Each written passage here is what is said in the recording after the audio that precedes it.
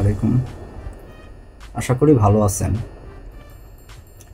আজকে কথা বলবো বিশেষ সমাচার কূটনীতিক ইলিশ লয়া।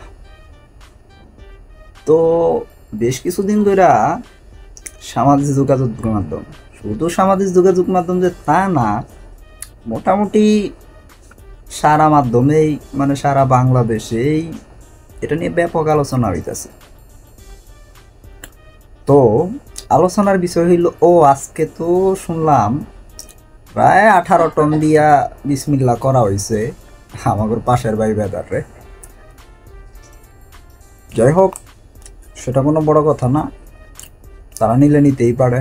এর আগে যেহেতু উপহার হিসেবে গেছে, এখন বাণিজ্য বলে হিসেবে চাইতেছে। একই মার দুই ভাই আর কি, বুঝছেন না? আমরা কিন্তু বিরোধিতা করি, আমি একেবারেই বিরোধিতা করি। কারণ আমি বিগত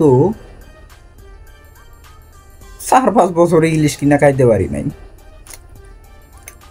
নাই বলতে সব দিক দিয়েই পারি নাই, আবার খায়ও না। এর কারণের লিগে কি জানেন, ইলিশে প্রচুর কাটা, আমার ভালোই লাগে না।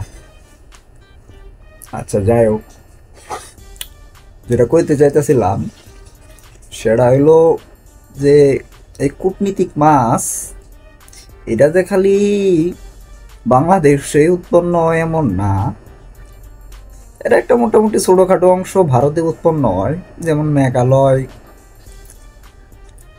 ওই আসাম টাসাম, ত্রিপুরা মিপুরা, ওগুলাতে কিছু পাওয়া যায়।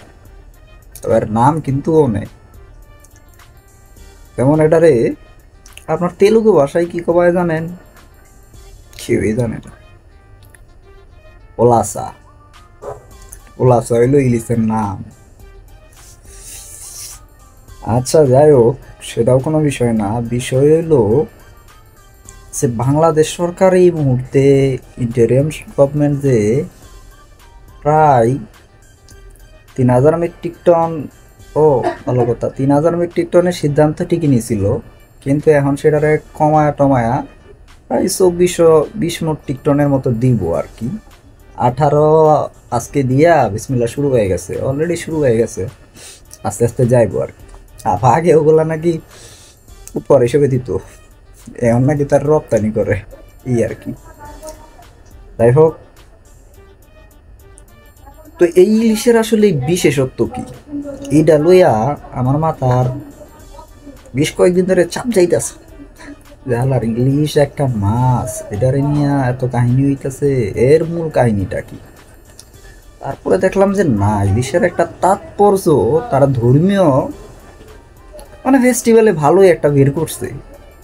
যেমন পশ্চিমবঙ্গে ত্রিপুরা, আসাম, তেলুগু, মানে এই বদ্বীপের অঞ্চলগুলাতে, মানে ইন্ডিয়া সহ বাংলাদেশ যা আছে আর কি, এই অঞ্চলগুলাতে তো যারা হিন্দু ধর্মাবলম্বী আছে তাদের কাছে এই মাছ একটা ফেস্টিভ্যালে ভালো ভ্যালু দেয়। যেমন ধরেন তারা সরস্বতী পূজা, দুর্গা পূজা, লক্ষ্মী পূজা, এইগুলাতে এক জোড়া ইলিশ মাছ না কিনলে নাকি তাদের পূজাই সম্পূর্ণ হয় না। কেউ কেউ তো এমনও কয় যে লক্ষ্মী দেবীরে তারা ইলিশ মাছ উৎসর্গ করে থাকে। তো এগুলা তাদের ধর্মীয়ভাবে ভালো ভ্যালু আছে। তো সেই দৃষ্টিকোণ থেকে বাংলাদেশের থেকে, যেহেতু তারা একটু সংখ্যাগরিষ্ঠ বেশি কিন্তু ওই দেশে আছে, তো এই হিসেবে তাদেরকে দেওয়া যাইতেই পারে, এমনটা হয়তো অনেকেই ভাবছে। আচ্ছা যাই হোক, আমদানি রপ্তানি এটা বিশেষ বিষয়, এগুলো নিয়ে আর কথা কইতে চাই না। তো কথা কিন্তু থাইকাই যায়। এই ইলিশ 1996 সাল থেকে প্রায় 2012 সাল পর্যন্ত 5000 টন যাইতো প্রতি বছরে। সেই ইলিশ বিগত 12 সাল থেকে আর পর থেকে আস্তে আস্তে ধাপে ধাপে কমতেছে, কমতে কমতে এক সময় বন্ধ হয়ে গেছিল, পরে 4-5 বছর লাগাতে আবার চালু হয়েছে। মানে ওই যে বুঝেন না বিষয়টা, আবার বিশেষ উপহার হিসাবে যাইতো এই আর কি। যাই হোক, এই ইলিশের একটা ভ্যালু হইলো এই অঞ্চলের ইলিশ নাকি খুব সুস্বাদু, এই জন্য সবাই এটা পছন্দ করে। ইলিশ শুধু বাংলাদেশ ধর্ম এমন না, বাংলাদেশে প্রায় সারা বিশ্বে যে ইলিশ ধর্মের 85 বা 86% বাংলাদেশ একাই ধর্মায়, আসলে বাংলাদেশে তো জন্মায় না, বাংলাদেশের সমুদ্র উপকূলীয় নদীগুলিতে জন্মায় এই আর কি। ইরাকেও ইলিশ জন্মায়, ইরানেও জন্মায়, আবার সম্ভবত অনেক কিছু কিছু জায়গায় পাওয়া যায়। নাম হলো ওমানের নাম হলো চাকুরি, মানে এক এক জায়গায় এক এক নাম, প্রায় 25টা নাম সম্ভবত ইলিশের আছে। তো তেলেগু নামটা ভালো লাগছে, সেবা। এই সেবা উপলক্ষেই মনে হয়, যাই হোক ওটা বিষয় না, নাম থাকতেই পারে, এক একটা প্রাণীর এক একটা স্থান কাল পাত্র গেছে নাম চেঞ্জ হয়, সেগুলো বিষয় না। মূল বিষয় হইল ইলিশ যে একটা কূটনীতিক মাছ হইয়া উঠলো, এইটা কিন্তু একটা বহুত বড় বিষয়। এইটা আসলে কিভাবে চালু হইলো, কবে থেকে হইলো, এটা একটা চিন্তার বিষয় ছিল। পরে ঘাটাঘাটি করে দেখলাম যে এটা মূলত 2012 সালের পর থেকে এটার একটা অস্ত্র হিসাবে ব্যবহার করা হইতেছে। আর মানুষের মাঝে এমন মানে ঘি পাখায়া সংবাদ পরিবেশন করা হইছে, যা পরিবেশন করলে বাংলার মানুষ হয়ে গেছে বিল্লা।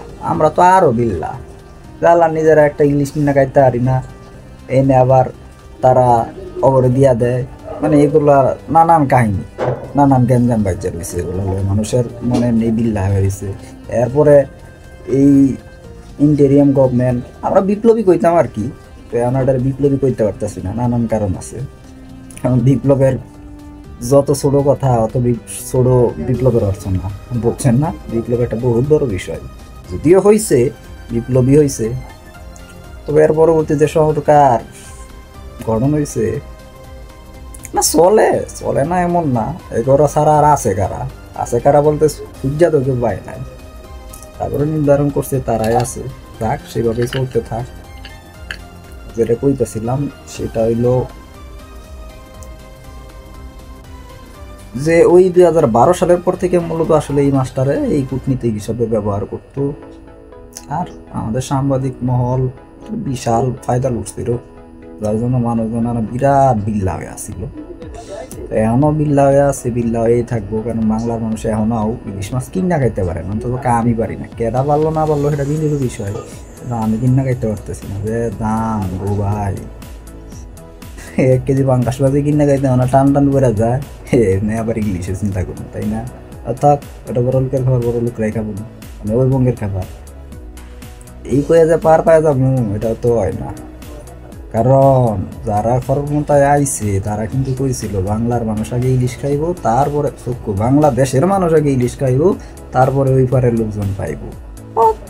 তারা একটা কারণ দেখাইছে যে ওই পারের লোকজন বাংলাদেশের এই বিপ্লবের সময় নাকি পাশে ছিল। হ্যাঁ ছিল, একটা অংশ ছিল না তেমন না, কোন অংশটা ছিল যাদের নৈতিক দিকটা খারাপ ছিল, তারা ছিল, বুঝছেন না? সবার তো নৈতিক দিক খারাপ থাকে না।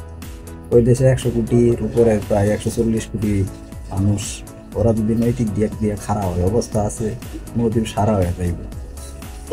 যাই হোক, ওগুলা প্রচার করতে চাইলাম না। ঘটনা হলো যে তো এই দিকটা চিন্তা করে আসলে দিয়েছে, ভালো মন্দ বিচার এখন জনগণ করতেছে, আরো সামনে করব। তবে আমার মতে আসলে এই পরিমাণটা কমায়া দিয়া যদি দিবেনই আপনি, মানে প্রথমত তো না দেওয়াই ভালো ছিল, কিন্তু এটা আসলে মুখ দিয়া যতটা কওয়া সহজ, কার্যকর অতটা সহজ না। এখন বুঝতেছে আরে যারা মানে রাষ্ট্রযন্ত্রে আছে, বুঝছেন না? যেহেতু এটা কূটনীতিক মাছ হিসেবে খারাপ হয়েছে, সাধারণ মাছ হিসাবে হইলে অন্য বিষয় আছিল। তো এখন কথা হইল এমন একটা কাঠামো করা হোক যাতে বাংলার মানুষ 2 মাছ কিনা খাইতে পারে। এই নে সিন্ডিকেট, ওনে সিন্ডিকেট, কথাই তো কইতেছে অমুক ভাঙ্গে আলছি তমুক ভাঙ্গে আলছি, বোঝন আসলে মানুষ এখন বোঝে, বুঝছেন না? কোনো কিছু ভাঙ্গা হয় না, খালি হাত বদল হয়েছে, এইটাই হয়েছে সুন্দর জিনিস। যাই হোক, আশা করি আগামীতে যাবে না। তবে এই যে বাণিজ্য মন্ত্রণালয়, মৎস্য মন্ত্রণালয়, তাদের সম্ভবত কম্বিনেশন একটু গ্যাপ ছিল, তার জন্য এমনটা হইতো। তাহলে এবারে ভিন্ন কিছু হইতে পারতো, ওই বই যেমনটা না, তবে হইতে পারতো। আমার মতে ইলিশ বেশে যাক, টেহারা সব ঠিকঠাক। কি কোন আপনারা? আগে নাকি উপহার যাইতো, তো এখন টাকা ভালো থাকেন। চাইলে চ্যানেলটা সাবস্ক্রাইব লাইক টাইক করে দিতেও পারেন, শেয়ার করতে পারেন, এতে কি হইব একটু উৎসাহ পাইমু, না হইলে এইভাবে চলতে থাকবো, বন্ধ হবো না। সেনাপ্রধান কি কইছে বুঝলা গেছো, কম করে এলেও 1.5 বছর, তো 1.5 বছর তো মোটামুটি স্বাধীন, বুঝছেন না, কথা চালায় যাবো। ভালো থাকেন।